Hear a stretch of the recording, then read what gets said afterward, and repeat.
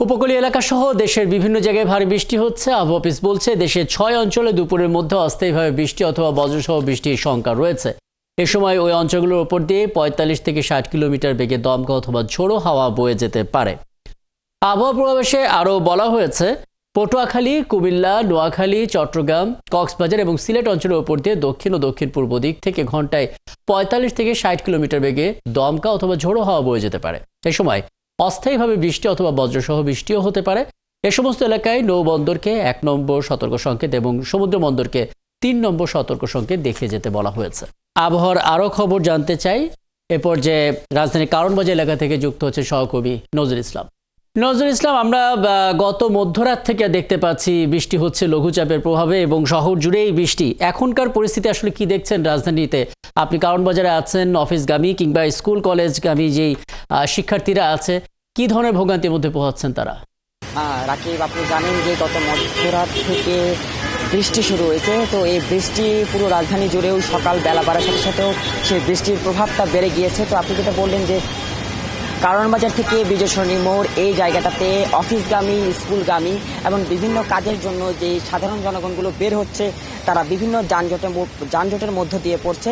বিশেষ করে কারওয়ান বাজার থেকে ফার্মগেট এই এলাকাটাতে যানজটের প্রভাবটা চোখে পড়ার মতো। একই সাথে সেই বিজয় সরণি মোড় থেকে মহাখালী কিংবা মিরপুরগামী এবং এই পাশ দিয়ে যে আসাদ গেট দিয়ে যে রাস্তাটা আছে সেটা হয়তো কিছুটা জলাবদ্ধতা ও যানবাহন যানজট রয়েছে।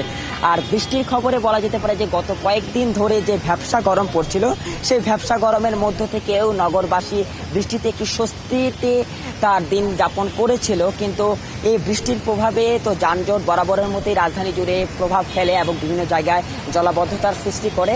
এবং মৌসুমি বায়ুর প্রভাবে বঙ্গোপসাগরে যে লঘুচাপ, সেই লঘুচাপের প্রভাবে যে মৌসুমি বায়ুর প্রভাব সেটা ঢাকা সহ সারা দেশে বৃষ্টির প্রভাবটা বাড়িয়ে দিয়েছে। এবং আমি আপনাকে বলে রাখতে চাই এই আবহাওয়ার কারণে গত সপ্তাহের আগেও যে একটি রাজনৈতিক দল তাদের সভা সমাবেশটাকে পিছানো হয়েছিল এই বৃষ্টিকে কেন্দ্র করে। তো সেই থেকে আবহাওয়া পূর্বাভাস বলছে আগামী অক্টোবর থেকে এই বৃষ্টির প্রভাব আরও কিছুটা বাড়তে পারে। সেই সাথে গরমের তাপমাত্রা যেটা আছে, যেটাকে ভ্যাপসা গরম বলা চলে, সেই তাপমাত্রাটা আস্তে আস্তে কমার দিকে আছে এবং বৃষ্টির প্রভাবটা বাড়বে। তো একই সাথে সবকিছু মিলিয়ে যানজটের প্রভাবটা কিছুটা হালকা এই অবস্থায়। এবং আরেকটা সংবাদ আপনাকে দিয়ে রাখতে চাই, সংবাদ সংযোগের আগেই যে বৃষ্টি ছিল সেটা একদম প্রবল মাত্রায় ছিল। ঠিক আপনার সাথে যুক্ত হওয়ার 5 মিনিটের মধ্যে বৃষ্টিটা কমে যায়, কিন্তু বৃষ্টি কমে যাওয়ার সাথে সাথে ঢাকার আকাশ এখনো মেঘাচ্ছন্ন দেখা যাচ্ছে, সেই সাথে ঠান্ডা বাতাস প্রবাহিত হচ্ছে। তো এই ছিল আমার কাছে আবহাওয়া এবং বৃষ্টিপাত সহ অনেকগুলো তথ্য আসলে জেনে নিলাম নজরুল। নিশ্চয়ই পরবর্তীতে আবারও কথা হবে। জলজট, যানজট সব খবর নিয়ে নিশ্চয়ই পরবর্তীতে আপনার কাছ থেকে অনেক তথ্য আমরা পাবো।